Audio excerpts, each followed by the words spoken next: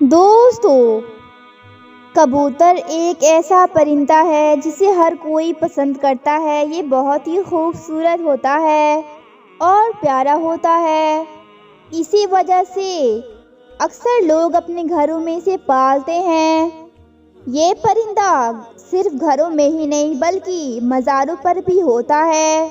کہا جاتا ہے کہ کبوتر وہ پرندہ ہے جس کے لیے حضرت نوح علیہ السلام نے امن و سلامتی کی دعا فرمائی تھی، اور اسی وجہ سے کبوتر انسانی آبادی میں مانوس ہے اور کوے کو خوف کی بد دعا دی جاتی ہے۔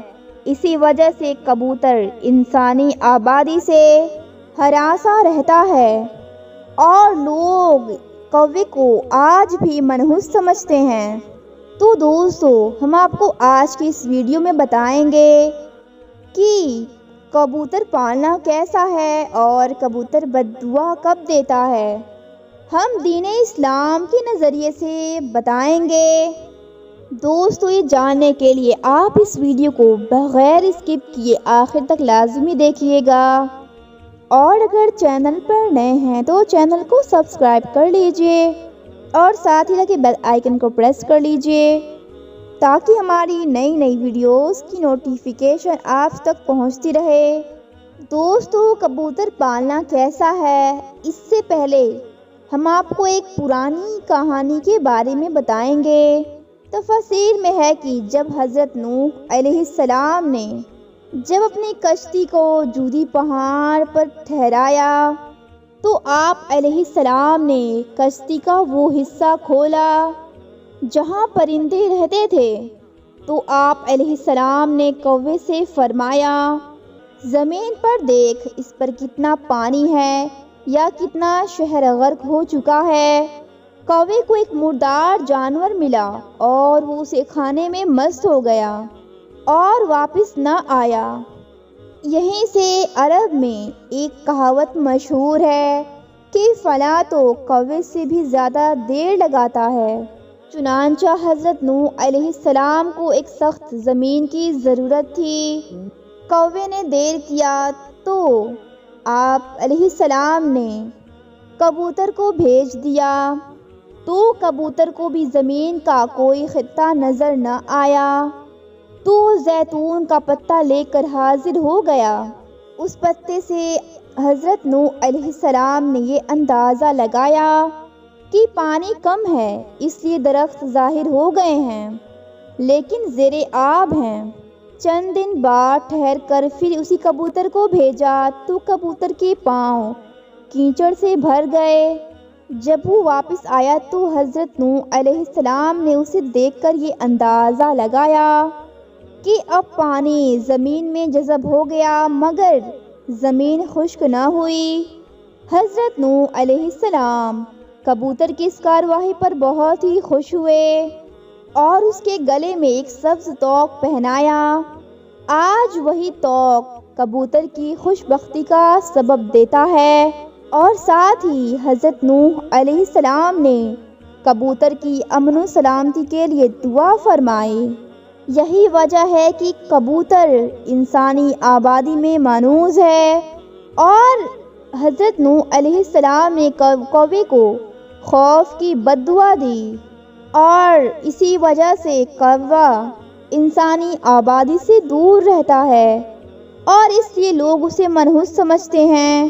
تو دوستو، یہ کبوتر کی کہانی تھی۔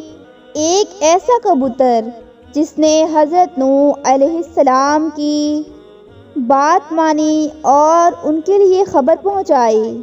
فقہا کے نزدیک گھر میں شوق سے پرندے پالنا جائز ہے، لیکن دوستو شرط یہ ہے کہ ان کی پوری طرح سے ان کی ضرورت کو پوری کی جائے۔ سردی، گرمی، بارش اور ان کے کھانے پینے کا پورا انتظام کیا جائے، ان کا ہر طرح سے دیکھ بھال کیا جائے۔ جب گھر سے باہر جائیں، کہیں دور جائیں تو ان کے کھانے کا انتظام کر کے جائیں۔ سیدنا حضرت انس رضی اللہ تعالیٰ عنہ کے چھوٹے بھائی نے ایک پرندہ پالا تھا جب نبی کریم رسول اللہ صلی اللہ علیہ وآلہ وسلم ان کے گھر تشریف لاتے تو اس سے پوچھتے، اے ابو عمیر، پرندے نے کیا کیا؟ باحوالہ بخاری شریف۔ یہ حدیث اس بات کی دلیل ہے کہ آپ صلی اللہ علیہ وآلہ وسلم نے پرندے پالنے سے منع نہیں فرمایا۔ اگر پرندے پالنا منع ہوتا تو رسول اللہ صلی اللہ علیہ وآلہ وسلم حضرت انس رضی اللہ تعالیٰ عنہ کے بھائی کو پرندے پالنے سے منع فرماتے۔ اسی روایت کی بنیاد پر یہ کہا جاتا ہے کہ گھر میں پرندوں کا پالنا جائز ہے۔ لیکن دوستو، جیسا کہ آپ کو پہلے اس ویڈیو میں بتایا گیا ہے کہ جب کسی پرندے کو پالا جائے تو اس کا پوری طرح سے دیکھ بھال کیا جائے، اس کی ہر ضرورت کو پورا کیا جائے۔ کبوتر بھی بہت ہی پیارا اور خوبصورت پرندہ ہے، اس لیے اس کو گھروں میں پالنا جائز ہے۔ لیکن یاد رہے، پرندوں کو ستانے کی ممانعت اس طرح ہے کہ جیسا کہ ابو داؤد شریف میں ہے کہ حضرت عبداللہ بن مسعود رضی اللہ عنہ کی روایت کردہ حدیث میں ہے کہ جس میں ایک کبوتر نبی کریم رسول اللہ صلی اللہ علیہ وآلہ وسلم کے سر مبارک پر منڈلا رہا تھا اور وہ اپنی زبان میں شکایت کر رہا تھا کہ کسی نے اس کے گھونسلے سے انڈے اٹھا لیے ہیں، تو رسول اللہ صلی اللہ علیہ وآلہ وسلم نے صحابہ میں اعلان کیا، تو ان میں سے ایک صحابی نے یہ بات مان لیا، تو انہیں حکم کیا گیا کہ وہ انڈے کو گھونسلے میں واپس کر دیں۔ اس روایت سے یہ معلوم ہوا کہ پرندوں کو ستانا جائز نہیں ہے، اور پرندوں کو ستانے سے اس لیے منع کیا گیا ہے، پرندوں کی بد دعا لگنے کا اندیشہ ہوتا ہے۔ کبوتر وہ پرندہ ہے جو انبیاء کرام کا پسندیدہ پرندہ رہا ہے، اس لیے اگر کوئی کبوتر کو ستائے گا تو کبوتر بھی بد دعا دے سکتا ہے، اس لیے کبوتر کو ستانے سے اجتناب کیا جائے۔ تو آئے دوستو بتاتے ہیں اسلام تعلیم اس کے بارے میں کیا کہتی ہیں۔ احادیث میں ہے کہ گھریلو کبوتر خدا کو، اللہ پاک کو بہت یاد کرتے ہیں، اہل بیت کو دوست رکھتے ہیں اور صاحب خانہ کو دعا دیتے ہیں، اللہ تمہیں برکت دے۔ کسی شخص نے حضور پاک صلی اللہ علیہ وآلہ وسلم سے تنہائی کی شکایت کی، تو حضور پاک صلی اللہ علیہ وآلہ وسلم نے فرمایا، کبوتر کا ایک جوڑا پال لے۔